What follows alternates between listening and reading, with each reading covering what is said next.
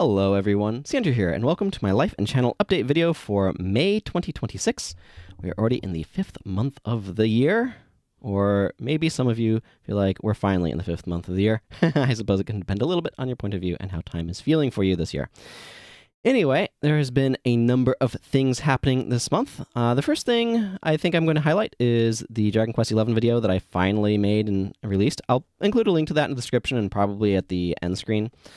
But this was something that I had been wanting to make so I could kind of process some of the game design and the story and the world layout and all of these things. And I wanted to process that. And a good way of doing that is to just talk about it. I don't know the videos done particularly well. I don't know. I haven't looked. I don't really care. I made it for me. And if anybody else enjoyed it, huzzah. That is a bonus. But it was really interesting just forcing myself to sit down and kind of talk through some of the things. And I could probably go into more depth on many of the different subjects, but I kind of feel like I cover things well enough for my own satisfaction. So I'm happy to have finally done that. It feels like I've taken Dragon Quest XI and been able to set it outside of my brain because I'd been wanting to kind of have that going on as something I was doing. So that was something that I was glad to have gotten done this month.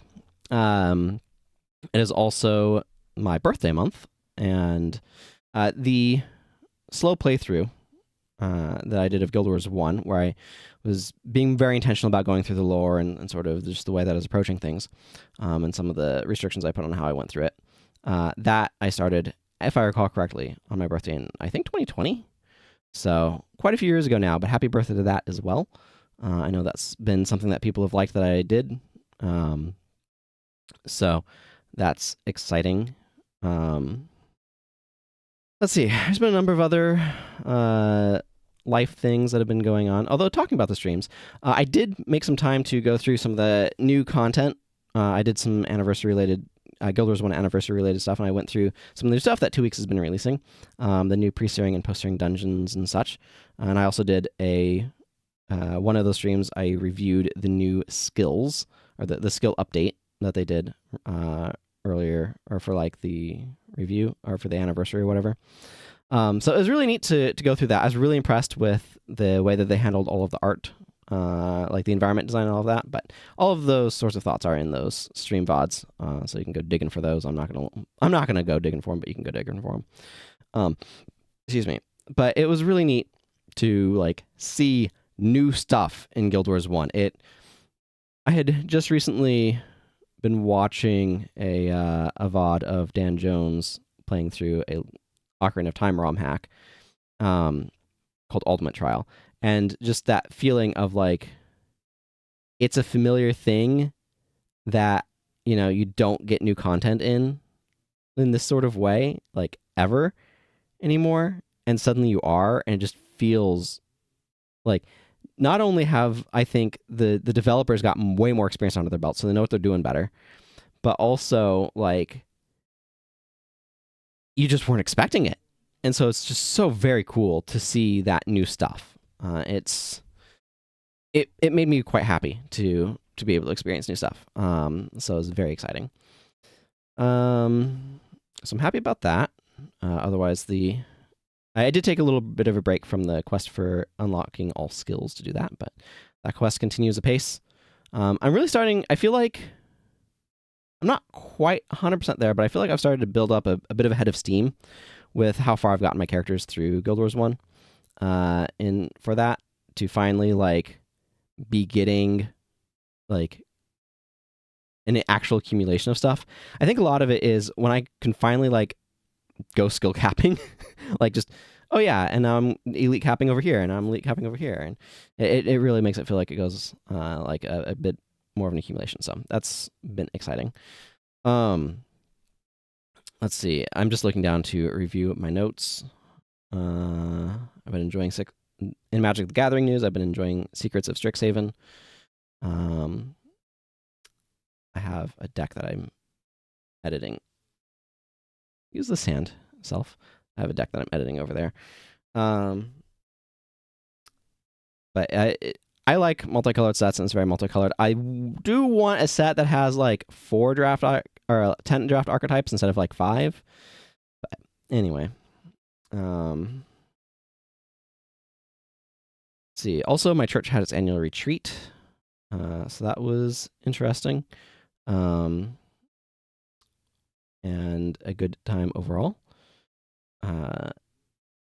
We had a day where we played some games and encountered a game called So Clover, which is a really fun one. You get, it's really hard to describe. I'll try to do my best. So Clover is a game where you get like a lily pad or like a clover leaf, lily pad sort of thing or whatever. It's a clover leaf. It's a 4-leaf clover, but you also then get these little square, but like with a hole in the middle. Anyway, there's pegs in the middle of the thing, and you put these on sort of randomly, and then you basically have like 2 clues on each edge of the clover, and then you have to write a clue to unify those. You take off the things that you put on there, take an extra one, shuffle them together, and then the other people have to try to guess what your original layout was based upon the clues that you wrote down. So it was a really fun one. There's another couple of games that we played, but that one particularly stood out, and I enjoyed that. So that was a good time at the church retreat. Oh yeah, Guild Wars 2 news. The Visions of Eternity update came out, so I enjoyed playing through the story of that. I will say, and I really like the new map. I think Eternity's Garden is a really pretty map. And it's got kind of some interesting layout stuff going on, but I like sort of the balance between like nature and ruins and stuff. So that one's been an interesting one to explore as well.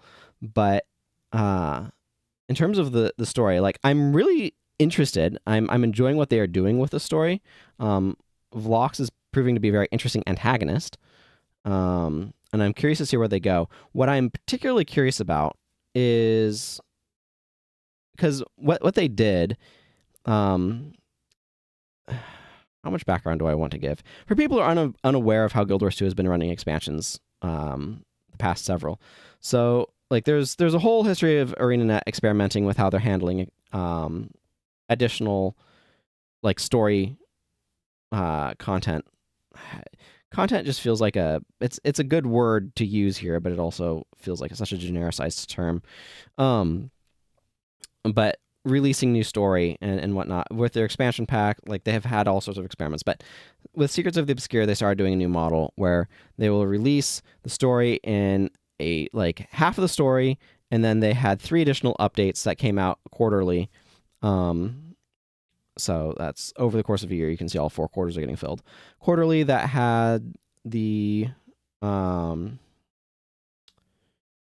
like an additional 6th in each of them. So they took the remaining half of the story, divided evenly amongst them roughly, and distributed it that way.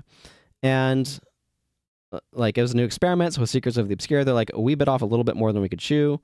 We need to try to tone things back a little bit. With Janthia Wilds, I didn't really necessarily feel like they did, but that's what they were saying internally anyway. And then after that, they had their postmortem article analyzing how everything went and saying pacing has been a little bit weird with this model. And like, yeah, I've definitely felt that. And so they decided to, with Visions of Eternity, the current expansion, they decided to change things up a little bit and have it where they had the initial big release, and then the next release, they didn't release new story stuff. So that was in January, February? I think it was February. Sounds about right. I could check, but... and that's where they focused on a bunch of other sort of things. They had the fashion templates that had a little bit of a rocky rollout. I think it's the sort of thing where it had a very obvious flaw once it hit the player base, but it's the sort of thing where I think they just sort of overlooked it somehow in their development process. And they have corrected that with this update. So what it basically was is like they realized basically that they needed to have maintain the current fashion functionality that everybody was used to from, the previous decade and a half of the game or whatever. It came out in 2012, so not decade and a half, but it's over a decade. That everybody was used to. they needed to basically like preserve that functionality, and so they have done so. They added a thing to preserve that functionality while keeping the fashion templates like it's right next to it. So it makes it so that way fashion templates work without like you can still change your current stuff without it being convoluted as all get out. So I think they fixed that. The other big thing that they did is they rejiggered some stuff with some of the harder content. They're called strike missions, and they rolled them into the raid system as calling them raid encounters, and streamlined a bunch of other reward things. So they basically did a bunch of added some new features and did some refactoring, I guess, of previous features to fit them into systems so that way they could unify some stuff, which is honestly it's a good idea to do. One of the challenges that Guild Wars 2 has had over time, I think, is that they add new stuff and cause increasing complexity. And it's a good idea to go back and look and say, where can we reduce some of this complexity? Where can we simplify? And this was a spot where they're like, okay, I think we can do that here. They also started experimenting around with something similar to the Fractals quick play for these raid encounters, which I think was also a good idea. It needs a little bit more... I'm not sure the word that I want here. I think it kind of just needs a promotional event, honestly, to get people like feeling it and more comfortable with it and stuff. It also like feels a little bit too divorced from some other stuff, where like I don't know. I've tried a couple of them, and it doesn't. It's a little bit hard to know where it lands for me. It feels more involved than the Fractals mechanically in terms of just like knowing what to do in order to be successful. It feels more involved than Fractals, particularly the Fractals that are in Fractal Quick Play, which Fractals are kind of a short group content thing. I don't know. They're like mini dungeons or whatever. I don't know. They're Fractals are a type of dungeon, basically. Any of these terms start to lose all meaning, and you have to explain them and define them. So I'm not going to bother with that. I'm just going to assume people know what I'm talking about if they care. But anyway, so the point is the big update that they did for Visions of Eternity didn't have any story. It didn't have any new maps or any new stuff that way. It was, here's a bunch of features and other things. We've overhauled some stuff. We've streamlined some things, and we have added fashion templates, which is something that people have wanted. And I think fashion templates is a great feature. I think that they rolled it out missing a very vital part. That's the big issue. And so it kind of had some problems on release. But my point is that I have wandered around is that their focus was not on story on that one. And so they with this most recent update, they released story, and then there's going to be one more update that should also have story, because they didn't finish the story with this one. And it definitely felt like a really long gap between having story elements.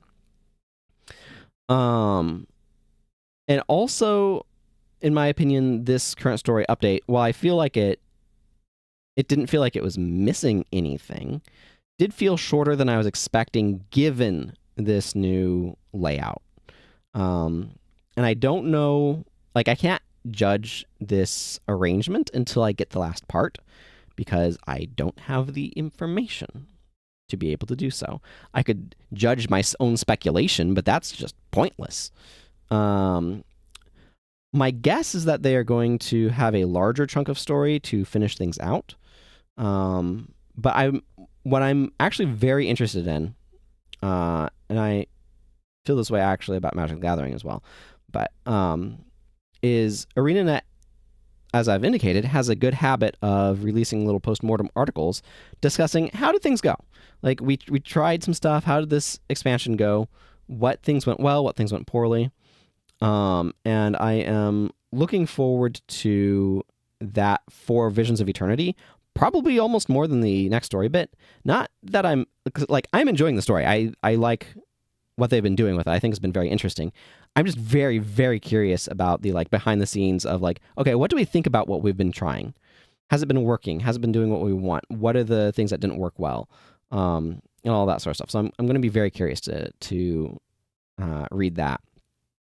As I was kind of indicating there, Mark Rosewater, the designer of Magic the Gathering, does an annual State of Design article where he goes over the last year's worth of Magic sets and talks about like how the design went and all that sort of stuff. I also really enjoy those because like he does a similar sort of thing of like what went well, what didn't, how did it land with the audience, all that sort of stuff. So I enjoy that sort of analytical stuff from the people who are making it, especially because they're the ones who are most invested in learning lessons from the stuff that they did. And those lessons can be, this was a good idea. They can also be, this was a bad idea. So, but yeah, I'm going to be very curious to see how the last part of the story is in terms of like scope. And also just hearing, how did they feel that this particular cadence worked for them as a studio? What has been the audience feedback? I know for myself, like I said, I felt that having kind of that missing story or like new actual content in the previous update, the one, like I said, that was in like February, felt like too big of a gap. But maybe most people didn't feel that way. Maybe lots of people did. You know, ArenaNet's probably hearing this feedback through the various channels in which they get it. And I'll be curious to know what they have to say. So, speaking of games, I kind of said my piece there. I also, Subnautica 2 entered early access in my birthday week, which was very exciting. So, like, I'm a fan of Subnautica and Below Zero. I somewhat recently replayed them, incidentally, just because Playframe, one of my favorite, my favorite Let's Player, did a playthrough of Subnautica, and it like infected me with a bug to go play that game again. It's a little bit of a accidental joke, I'll admit there. About Subnautica, for those who know what happens in it. But Subnautica 2 came out in early access, and I've been playing that some and enjoying it a good bit. I mean, the stuff that I've played so far has overall felt quite polished. I don't have any major issues that I've run into. It is very, like, the gameplay loop is very similar to Subnautica. But my goodness, is it like the visuals have been very heavily changed. I mean, it's a different planet, so you expect things to be different. But it's very clear that they have changed to a different game engine with a different like render or like graphics style. I mean, I think all of the games have been beautiful in their own ways, and I think Subnautica 2 is very beautiful. And I think it looks great. It is an adjustment. It is very much so an adjustment. I like the way that they've been incorporating elements of the previous Subnautica games into the lore for Subnautica 2. That's been very interesting. I have no interest in the multiplayer, but that is a feature, so hopefully people who like that are enjoying it. But it definitely, there's a little bit of adjustment. I don't have a whole lot that I'm going to say about it other than I've been enjoying playing it off and on here. And the base building is definitely more elaborate. My pockets fill up too fast with stuff, so I do feel like I have to make a lot of supply runs. I don't know if there's something I can do to get bigger pockets yet, and I'll find out. Maybe they will also adjust some of that stuff going forward because it's in early access. It's not officially done or anything. So, but if you enjoyed the first or any of the Subnautica or Below Zero, you'll probably enjoy this one. There's definitely some rough edges that I've run into. Probably the roughest, might sound a little weird, but the roughest edge that I've run into is not having a good sense of why I'm not able to place certain things. That might sound a little weird, but the base building system is significantly, and I cannot emphasize this enough, significantly more freeform and flexible than the original Subnautica, or than the Subnautica 1 and Below Zero. And that, like, overall works quite well. I'm very impressed with it. There's little spots that can get a little fiddly, but that's almost impossible to avoid. But sometimes it can be a little bit uncertain of why I can't place certain pieces where I expected to be able to place them. So, That's just how things work sometimes. Hopefully they can improve some of the information on that in terms of like, but particularly there's the way moon pools work is very different. It's you just it's a hole that you make in the bottom of your in the floor of your base that goes into the water. That like the water doesn't come in. That lets you like leave easily. But there's so you separately build the thing to dock your. It's called a tadpole, but it's the sea moth equivalent, or sea truck. Sort of more of a sea moth, but it's kind of the equivalent of that. And so you individually install the docking mechanics, I guess, apparatus for the tadpole into your moon pool. And I've found it very fiddly. Also, the thing for making it, like inserting those in the moon pool, was very fiddly to figure out, like, how much space do I actually need for this and all that sort of stuff. So maybe they'll improve some of that visual language to make it clearer of where you can place it and what the requirements are and stuff. That would be good. But anyway, I've been enjoying that. Otherwise, what else do I have to say?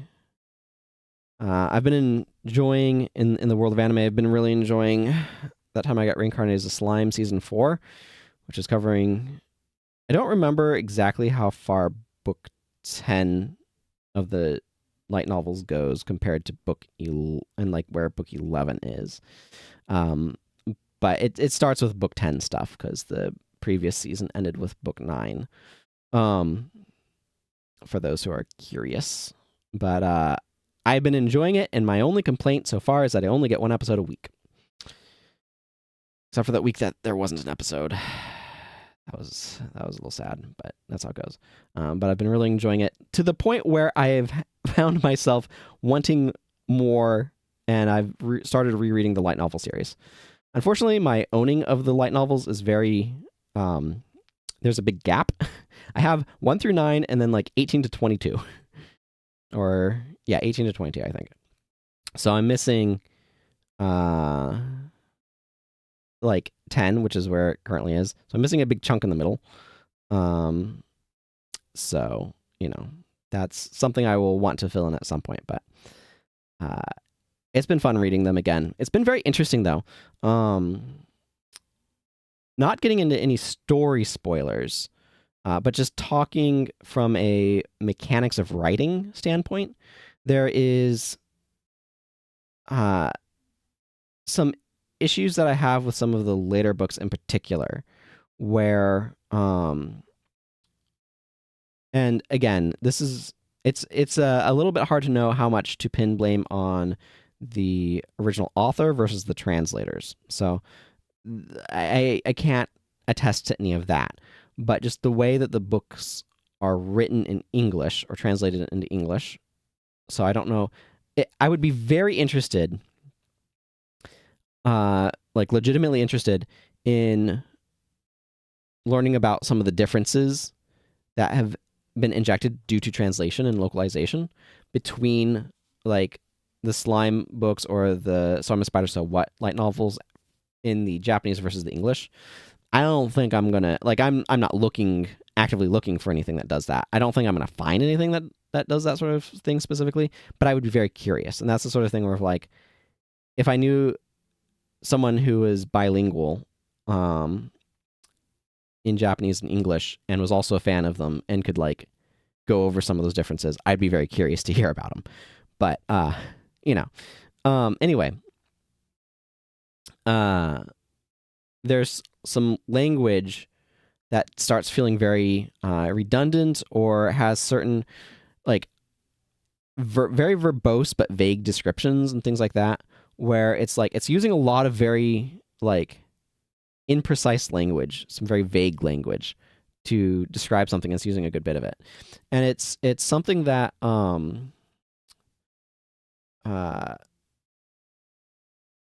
some of those later books are particularly egregious about doing, but I've been noticing spots here and there in these earlier books that have some of that, and I'm like, I can see that. And it's the sort of thing where it bothers me in the later books, and so I didn't notice it the first time I read these, but I'm noticing it now as I'm like coming back of some of the description style for things it's the sort of thing that like is probably a little bit technical, but like it affects the feel of the work, the way that you go about describing something, and the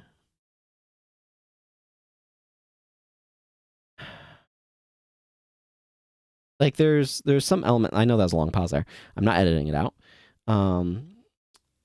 There's something about what you're choosing to say and how you're choosing to say it that has a very profound impact on the feel of a work. And so if you describe something like the way that you're trying to describe power in particular is very challenging because it is extremely easy to lose the ability to properly describe stuff. Like there's a basically, I guess the way that I'd say it is prose starts to fail you, and so you have to turn to poetry. And if you don't have experience writing poetry, you're going to have a hard time describing things that should inspire awe. Because prose is like, it struggles with the more intense emotions. It's kind of like, I've heard people describe stuff with musicals where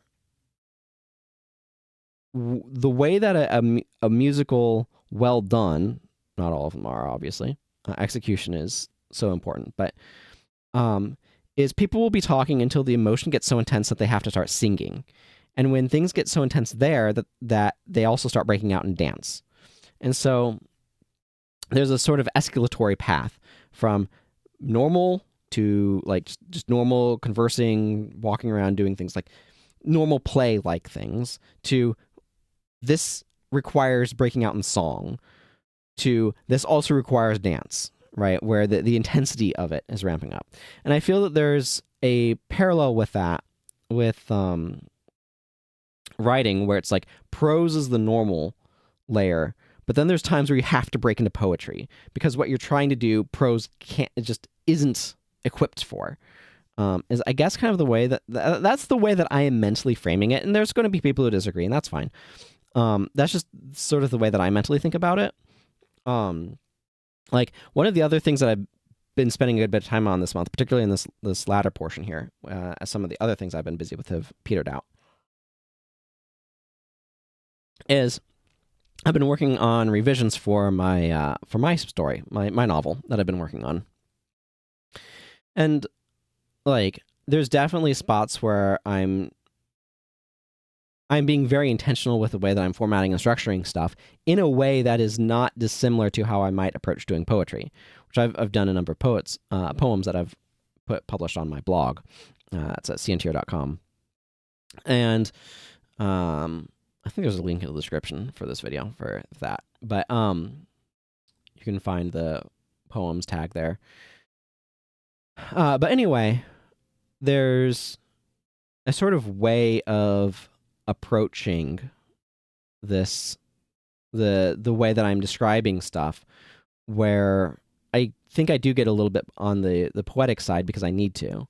But it is something that like part of the reason why I feel a little bit more confident talking about some of the stuff with that time I got reincarnated as a slime, or slime as I like to refer to it because that title is long, is specifically because I have also encountered some of those things in my own writing of, okay, I need to have some way of comparing power levels. I need to have some conceptualization of what this is, and I want to try to communicate to the reader. Now, I don't know if I've done a good job of that yet or not.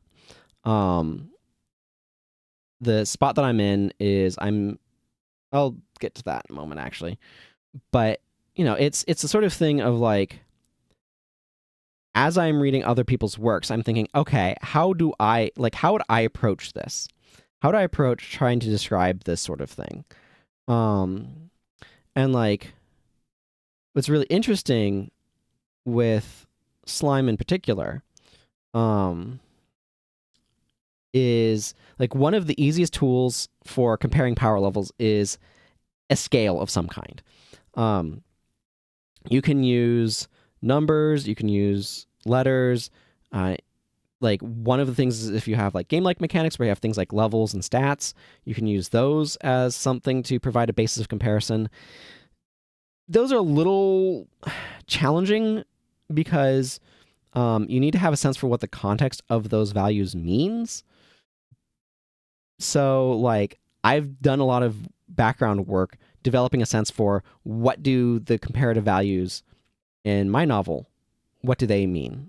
So that way, when the reader reads it, there's at least, hopefully, they will be able to infer what that sort of implies. But like, whenever you have those sorts of comparison things, like they provide you something to kind of like hang your hat on to try to describe stuff. And so there's a lot of challenges though that come related particularly to fight scenes, where you need to describe relative power levels, so that way people can get a sense of the stakes. And I feel like Slime doesn't do a great job handling that sort of description of how powerful something is, and that stake setting. I don't know. It's very tricky. It's very tricky, and it probably could be its own like video, but it'd have to get into more like specific spoiler territory and other things like that. So, but like Spider, for example, has levels and stats throughout the like a lot of it. Sort of, it's complicated. But the problem with including things like levels and stats is that you then are on the hook for maintaining that and having a sense of what they should be. And let me tell you, that is a massive pain in the butt. So I don't recommend it.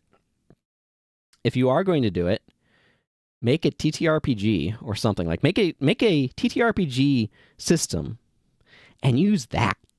Like something like you, because you're basically like doing a game. So just make a game. Make the companion TTRPG for your light novel series or for your novel series.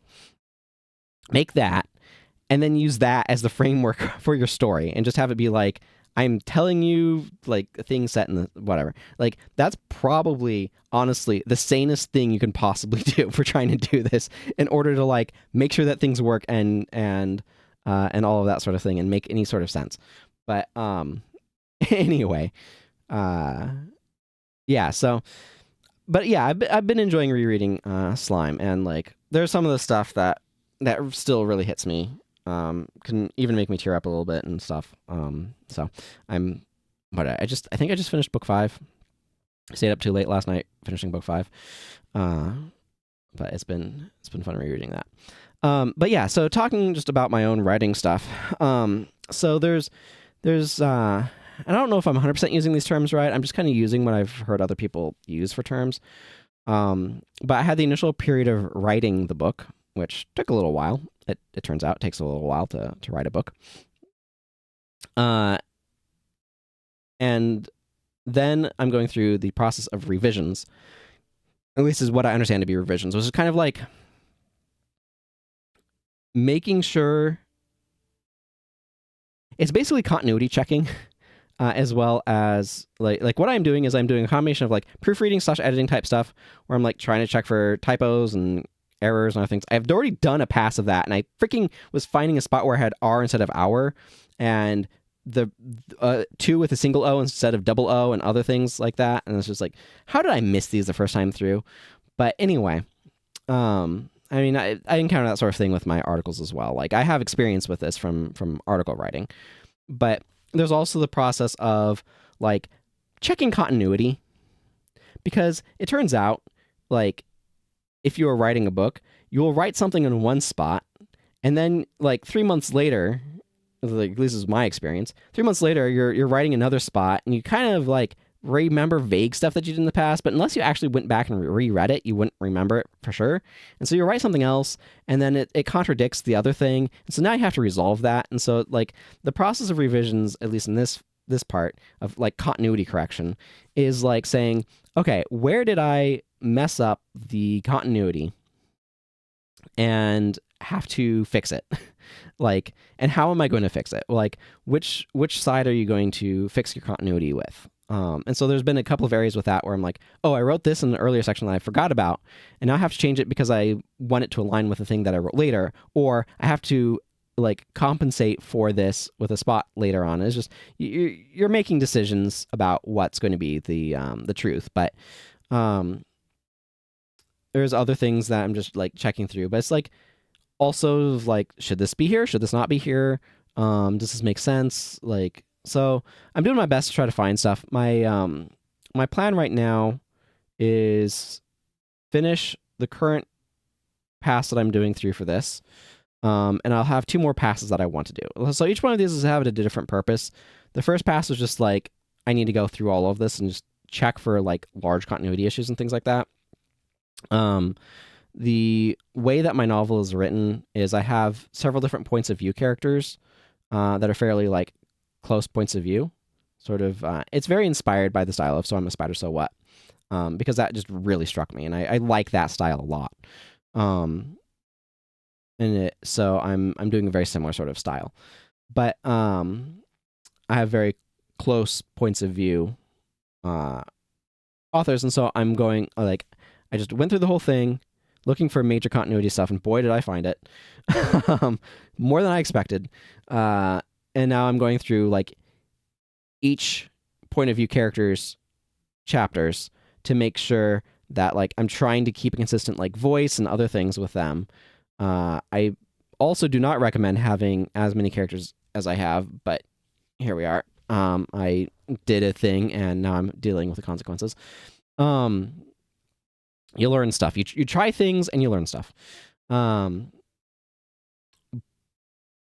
But yeah, so I've been working through like making sure those points of view are correct. I basically wrote this up in it's a open software program called Zim, ZIM, all caps for some random reason. That's basically an offline wiki. It's designed to be a wiki basically, and so each chapter is its own like wiki page basically. I really like the program, but because it makes it very easy to do stuff. Yeah. But the next step is going to be like taking all of these and putting them into an actual proper document. And I'm going to do like, as I'm checking the formatting and all of that, I'm also going to do another proofreading pass. Then once that's done, I'm just going to do my best, just do a read through of the whole thing. This like beginning to end, and see how it feels when it's not being broken up in the way that I've been doing these passes. And then once I've done that, we'll see if I need any more. Hopefully not. Hopefully not at that point. And then I'm going to start doing beta reading. So that way other people can get their eyes on it and tell me all the spots where I didn't explain myself well enough. Or whatever. Explain myself too well? Overmuch? Get feedback from other people. It's important. It's important for all creative works. It's important for books. It's important for video games. You need testing. So I have some friends that I'm going to be tapping for that when I'm ready for it, hopefully soon. So we'll see. I've also been continuing to work on, I have a friend that I've been working on not a novel, but another book on that we're also doing revisions. And we're going through, like, we went through it noting stuff, and we're going through and working through the notes that we left on it. And there's been a lot, but we're getting through it. We're getting through it. So that is a long one. That was a long one, but we'll get through that as well. So anyway, it's been like 40 minutes somehow, which is maybe longer than I maybe intended to go, but I've been talking about a lot of stuff. So hope everyone's doing well. I feel like it's been overall a fairly good May. I've had a lot of good stuff happen. Some weird stuff. I read a book that my uncle wrote. I enjoyed it. It's called The Telos Gambit, I think it was. But I have no further comment on that because it is part one of a trilogy, and until I've read the whole story, I have no thoughts. Can't judge half a story or a third of a story or whatever. You need the whole thing. So yeah, that's been it. Just kind of glancing over stuff. There's always like little odds and ends that I could mention. But I feel like there's been a lot of book stuff. A lot of book stuff. And that's a good thing. Books are good. Books are good. So anyway, until next time, everyone, which will be June, reaching the halfway mark of the year next month. Don't know how to feel about that, but it is the way time works. It just keeps going. Just keeps going. So until then, everyone, I have been Santer. You take care, and goodbye.